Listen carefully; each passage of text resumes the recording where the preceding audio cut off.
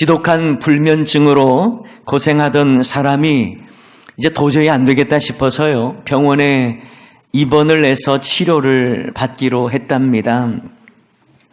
여러 치료와 처방을 받았는데도 증세는 잘 호전되지 않더라는 것이죠.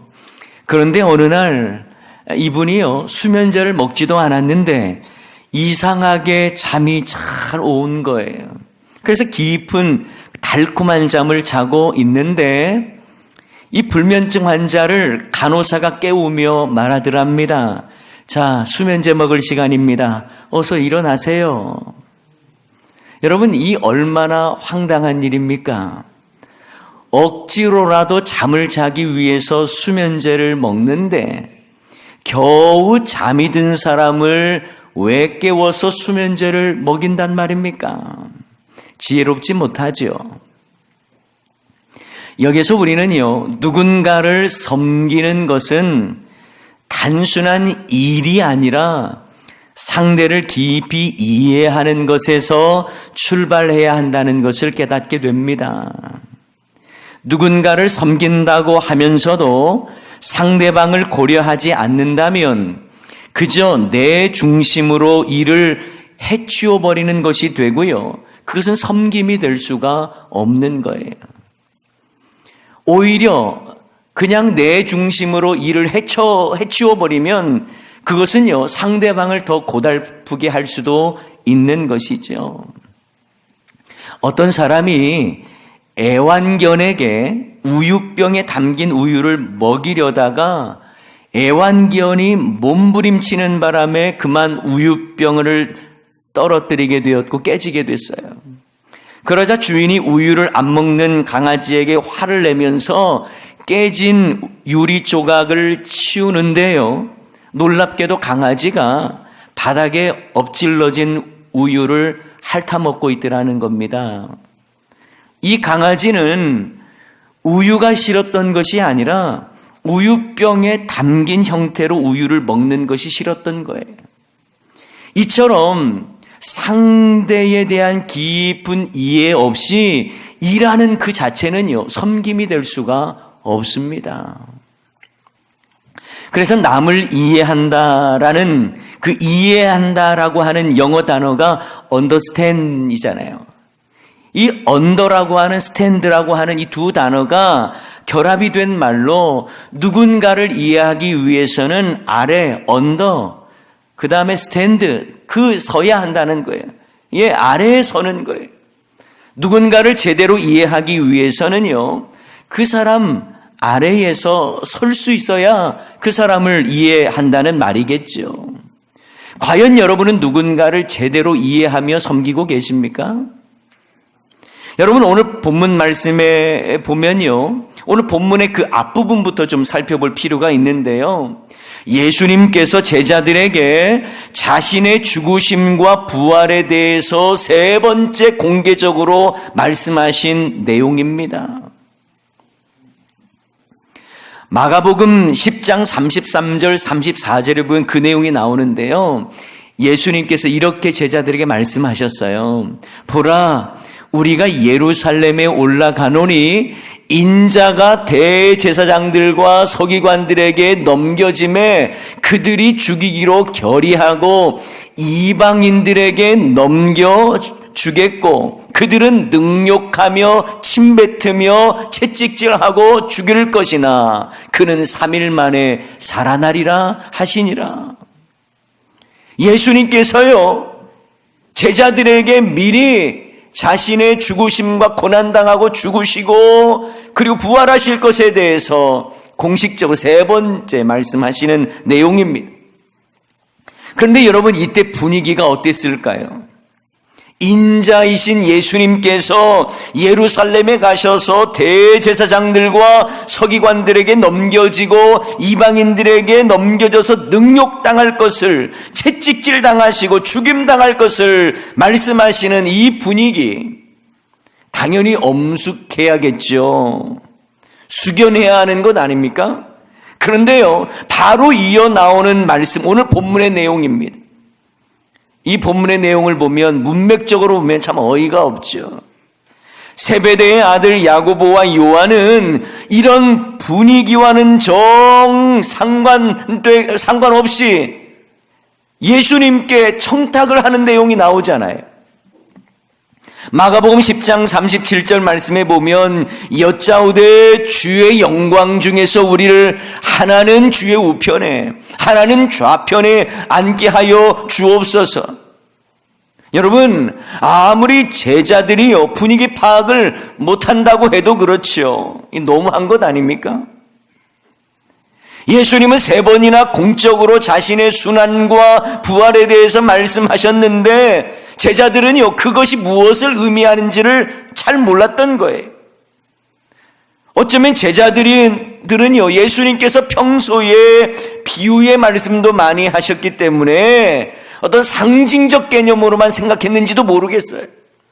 아무튼 예수님의 순환 예고와는 너무 동떨어진 그 생뚱맞은 질문을 세베대의 아들 야고보와 요한이 하고 있는 거죠.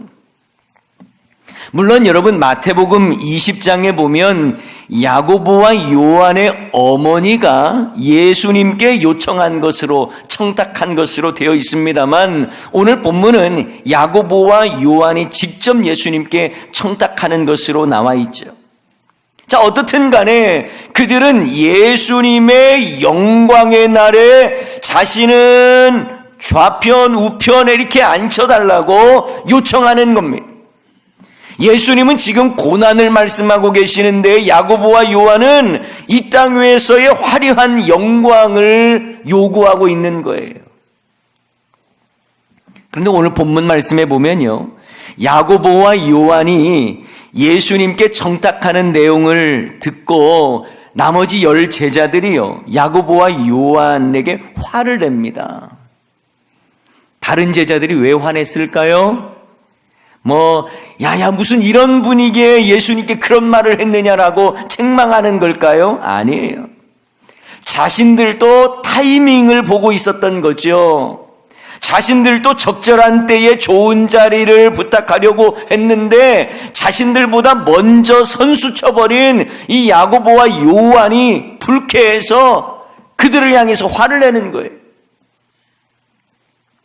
만약 10 제자들이요 자신들은 전혀 높은 자리에 영광의 자리에 관심도 없었다면 누가 무슨 말을 한들 그게 대수로 없습니까? 무슨 상관이 있겠어요? 왜 분이 여길 이유가 되겠습니까? 예수님은 예루살렘에 가서 고난당하시고 수많은 조롱과 침뱉음을 당하시고 또 채찍질을 당하시고 죽으실 것을 말씀하셨는데 제자들은요 거기에 대해서는 관심이 없는 거예요. 밥그릇 싸움하고 있는 겁니다. 누가 더 크냐, 누가 더 높냐, 이거에 대한 관심만 있을 뿐입니다. 그러자 예수님은 제자들을 불러서 말씀합니다. 42절 말씀인데요. 예수께서 불러다가 이르시되 이방인의 집권자들이 그들을 임의로 주관하고 그 고관들이 그들에게 권세를 부리는 줄을 너희가 알거니와. 이 무슨 말씀이에요? 이방인의 집권자라고 하면요 세상 권력자들을 말합니다. 그런데 세상의 권력 잡은 자들은 백성들을 자기 맘대로 주관하고요 고관들 역시 권세를 부리고 백성들 위에 군림한다 이 말이에요. 이것이 일반적인 세상에서의 통치자의 모습이다 이 말입니다. 여러분 세상 권력은 어떻습니까? 백성들을 통치하고 누르고 억압하는 수직적 개념이 강해요. 세상의 통치 권력은요 힘으로 누르고 군림하는 것이 목적입니다. 그래서 정치인들이요 힘을 가져서 백성을 잘 섬기기보다 자기 욕심을 채우려고 온갖 비리를 저지르는 경우도 많잖아요. 힘이 있기 때문에 그런 거예요. 한국 정치사에도 보면요 권력을 얻기 위해서 힘을 남발한 경우들이 얼마나 많았습니까? 수많은 불법 착취 많았죠. 권력을 준 자들이 자기 맘대로 해왔습니다. 그 영향을 받은 백성들도요, 그래서 권력을 좀 나도 좀 얻었다 싶으면 갑질을 하고 그랬죠. 경제도 마찬가지입니다. 선량하게 노력해서 땀의 가치를 맺으려는 자들을 비웃기라도 하든 권력자의 한마디에 기업이 넘어가고 무너지는 경우들도 얼마나 많았습니까? 그래서 선량한 기업들도 정권의 하수인의 역할도 해왔고, 그렇게 하지 않으면 세무조사를 통해서 불이익을 당하는 경우도 많았죠. 이처럼 세상의 권력은요, 속성 자체가 힘의 논리예요. 온갖 비리와 부정과 야합이 끊어지지 않는 이유도 바로 이 힘의 원리 때문에 그렇습니다. 그런데 예수님은 세상은 그럴지라도 너희는 그러지 말아야 된다라고 말씀하고 있어요. 43절 44절 말씀 읽어드릴게요. 너희 중에는 그렇지 않을지니 너희 중에 누구든지 크고자 하는 자는 너희를 섬기는 자가 되고, 너희 중에 누구든지 으뜸이 되고자 하는 자는 모든 사람의 뭐가 되라고요? 종이 되어야 한다는 거예요. 너희 중에는 그렇지 않을지니. 자, 이 말만 한번 따라 해볼까요? 너희 중에는 그렇지 않을지니. 예수님은 제자들에게 말씀합니다. 세상의 권력자나 집권자나 고관들, 그런 자들과 너희들은 달라야 된다는 거예요. 너희들은 그렇지 말아야 된다는 겁니다. 힘과 권력으로 주인 노릇하지 말라는 것입니다. 함부로 권세를 잡았다고 휘둘르거나 부리지 말라는 것입니다. 오히려 섬기는 자가 되고 종이 되라고 말씀합니다. 이것이 성경적 리더십이에요. 성경적 리더십은 바로 섬김에 있습니다. 상대방을 이해하고 진실한 마음으로 섬기는 거예요. 여기에는 힘의 원리가 아니라 희생의 원리가 있을 뿐입니다. 세상은 우리에게 말해요. 너희들 크고자 하느냐? 줄 잘 서라. 권력자와 친구를 맺어라. 약한 자들과는 상종하지 말고 힘이 될 만한 사람과 손잡아라. 그리고 덧붙여 말하죠. 누구든지 으뜸이 되려면 경쟁자를 제거해라. 너의 목표를 철저하게 이루기 위해서 약한 자를 철저하게 짓밟아라. 상대의 약점을 공격하며 쟁취하라. 예, 이것이 세상의 권력 그리고 힘의 원리예요. 모두 힘과 경쟁과 그리고 지배의 원리입니다. 그러나 예수님의 가르침은 대단히 역설적이죠. 크고자 하는 자는 섬기는 자가 되어야 한다. 누구든지 으뜸이 되고자 하는 자는 종이 되어야 한다. 세상의 원리와 예수님의 가르침은 완전히 정반대입니다. 세상의 원리는 더 억누르고 착취하고 통제하면서 자신의 힘을 드러내라고 합니다. 그러나 예수님의 가르침은 더 섬기고 더 종이 되고 더 낮아져야 한다라고 말씀하고 있는 거예요. 여러분, 교회는요, 예수님께서 말씀하시고 보여주신 이 섬김의 리더십, 종의 리더십이 실천되어야 합니다. 교회가 교회되기 위해서는 예배당 크게 만들고 대형 십자가를 높이는 것으로 승부를 걸 것이 아니라 오히려 사랑의 깊이, 섬김의 깊이로 승부를 걸어야 하는 거예요. 그래서 교회가 건강한지 건강하지 않은지는요, 직분자들이 얼마나 겸손하게 처음 오신 분들 섬기면서 잘하느냐에 따라 보여지는 거예요. 세상에서 무엇을 하는 사람이든지 세상에서 어떤 지위를 가졌든지 상관없이 교회 올 때는요, 세상의 직함, 명예, 세상 자랑 다 떼놓고 주의 전에 나오셔야 돼요. 신앙의 연수를 내세워서 어깨에 힘들어가는 자가 아니라, 내가 물질 많이 가지고 있다고 물질 자랑하는 자가 아니라 겸손히 교회와 성도를 섬기는 분이 정말 예수님을 닮은 사람이며 제대로 된 직분자인 것입니다. 남들이 꺼리는 힘든 봉사 현장에 장로님들이 먼저 나가서 섬기고, 교회의 그늘진 곳에 집사님, 권사님들이 헌신하는 그 모습을 보여줘야 건강한 교회다운 거예요. 여러분, 예수님의 이 섬김에 대한 말씀은요, 교회의 모든 직분과 사역에서도 그대로 적용되고 실천되어야 합니다. 교회에서 직분을 얻는 것은 높아지고 으뜸이 되기 위해서 받는 것이 아니에요. 이제 사람들이 나를 좀 알아주는가 보다 인정받는 그런 게 아니에요. 내 목소리를 이제는 낼 때가 됐구나, 큰 소리 한번 쳐볼 수 있겠구나, 아니에요. 내가 이만큼 인정받았다고 하는 것들 과시하는 것도 아니에요. 오히려 주님의 몸된 교회에서 우리가 직분을 받는 것은 더 섬기는 자가 되고 더 종이 되라고 하나님이 허락해 주시는 거예요.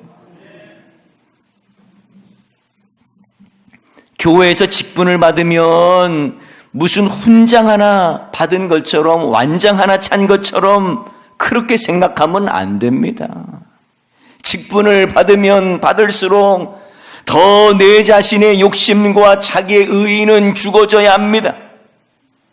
오히려 교회와 하나님 나라를 위해서 자신을 희생할 마음이 있어야 하는 거예요. 우리는 종놈인데 종님이 되려고 하니까 문제가 되는 거예요. 우리는 교회의 머슴인데 머리가 되려고 하니까 문제가 되는 거예요. 자, 오늘 본문 말씀을 보세요. 예수님은 제자들에게 이론으로만 섬김을 말씀하지 않으셨습니다. 예수님의 삶이 섬김이셨잖아요. 섬김을 위해 낮아지셨어요. 하나님으로서는 우리를 섬길 수 없기에 친히 이 땅 가운데 임하셔서 낮아지심으로 섬김을 시작하시고 섬김의 모습이 무엇인가를 보여주셨습니다. 그리고 섬김의 극치로 우리를 구원하시기 위해 자신을 내어 놓으셨어요. 예수님은 오늘 본문에서 이 땅에 오신 목적에 대해서 이렇게 말씀하십니다. 45절 말씀이죠. 인자가 온 것은 섬김을 받으려 함이 아니라 도리어 섬기려 하고 자기 목숨을 많은 사람의 대속물로 주려 함이니라. 아멘. 이것이 바로 예수님께서 이 땅에 오신 궁극적인 목적이며 사명 선언문과도 같습니다. 여기서 인자라고 하는 말씀은요, 예수님께서 메시아로서 자신의 인성을 강조하고 드러내실 때에 자주 사용하신 말씀이죠. 단어입니다. 인자이신 예수님께서 이 땅에 오신 이유와 목적이 섬김을 받으려 함이 아니라 도리어 섬기려 한다는 거예요. 그리고 그 섬김의 극지로 자신의 목숨을 대속물로 주시기 위해 오셨다고 말씀합니다. 여기에서 대속물이라고 하는 말은 속전, 몸값을 말하는 거예요. 당시의 주인들이 노예를 해방시키기 위해서 지불했던 이 몸값, 여기에 사용된 단어입니다. 바로 예수님은 자기 목숨을 우리를 살리시기 위해서 몸값으로 내어주셨다는 말씀이에요. 예수님은 십자가에서 자신을 내어놓으셨습니다. 그리고 그 피값으로 우리의 죄를 용서하시고 구원하셨습니다. 그러니 예수님의 섬김이야말로 내가 죽어 너를 살리겠다고 하는 완전한 희생 아닙니까? 그런데 우리의 섬김의 모습은 자기 중심적일 때가 많아요. 섬김을 말하면서 자기 중심으로 일하겠다고 말합니다. 그러니 자기 마음에 들지 않는 사람은 섬김의 대상에서 제외시켜요. 자기를 드러내기 위해 섬길 때도 많습니다. 결국 자기 영광을 위해서 섬기는 모습들이죠. 그래서 일하고도 자기 몰라준다고 서운해합니다. 그러나 섬김은 철저하게 내 중심적이 돼서는 안 돼요. 성경적 섬김은 나에게 초점을 맞추지 않습니다. 상대방에게 맞춰져 있는 거예요. 그래서 나를 낮춰야만 가능한 것이 섬김입니다. 우리는 대접받기를 원하고 자신을 드러내기를 원하지만 예수님은 철저히 자신을 낮추셨어요. 자신을 임금 삼으려고 하는 자들을 철저히 피하셨습니다. 길목 좋은 곳에 큰 병원 차려서 자신의 이름을 드러내려고도 하지 않으셨어요. 권력을 가진 자들과 친구 삼아서 그들의 힘을 이용해서 막강한 권력을 얻으려고 하지도 않으셨습니다. 오히려 낮은 자들, 피난받는 자들, 약하고 고통 중에 있는 자들의 친구가 되어주셨어요. 지극히 영광 받으시기 합당하신 예수님께서 오히려 그 삶 자체가 섬김이셨고 그 섬김을 위해서 낮아지시고 종처럼 낮아지시고 그리고 십자가에 달리시기까지 낮아지셨어요. 만왕의 왕이신 예수님은 이 땅에 오실 때부터 낮고 천한 말구 위에서 나시고 촌동네 나사렛에서 자라나시고 힘들고 고통 중에 있는 자들의 친구가 되어주시고 종이 되어주셔서 제자들의 발을 씻겨주시고 결국 자기 목숨을 십자가의 대속물로 내어주셨습니다. 여러분, 예수님 닮는다는 말이 무슨 말일까요? 우리가 너무나 추상적으로 생각할 때가 많아요. 그런데요, 우리가 어떤 일을 할 때에도 예수님이라면 어떠셨을까? 예수님이라면 어떻게 말씀하셨을까? 예수님이라면 어떻게 행동하셨을까? 이런 마음과 생각으로 살아가는 거예요. 그저 세상의 방법대로 내 기분대로 내 생각대로 사는 것이 아니라 예수의 영이신 성령님을 통해 말씀을 깨닫고 말씀대로 살고자 몸부림치고 하나님 나라의 원리대로 살아가는 거예요. 그것이 바로 섬김입니다. 자신을 낮추며 그리스도인답게 사는 거예요. 우리가 그리스도의 향기를 나타내며 살아가는 거예요. 예수님이 자신을 낮추며 섬기셨던 그 모습처럼 우리도 살아가는 거예요. 사람들은 여전히 세상의 리더십을 좋아하고 추종합니다. 힘과 권력의 원리를 가지고 살아가려고 합니다. 그래서 모두가 세상의 고관이 되고 권력자가 되고 집권자가 되려고 합니다. 여러분의 자녀들 어떻게 키우고 계십니까? 모두 다 힘 있는 리더로만 키우려고 하지 않습니까? 섬기는 자가 되라고, 리더가 아니더라도 팔로워가 되는 것 중요하다라고 가르치고 있습니까? 모두 다 리더만 되려고 하죠. 무조건 힘을 얻어야 된다, 권력 가져야 된다고 말하죠. 예수님을 닮아가는 섬김의 삶을 살라고 가르쳐 주지는 않습니다. 그러나 예수님은 우리를 향해서 섬김이 무엇인가를 삶으로 보여주셨어요. 그리고 우리에게 너희들도 섬기는 자, 종이 되라고 말씀하십니다.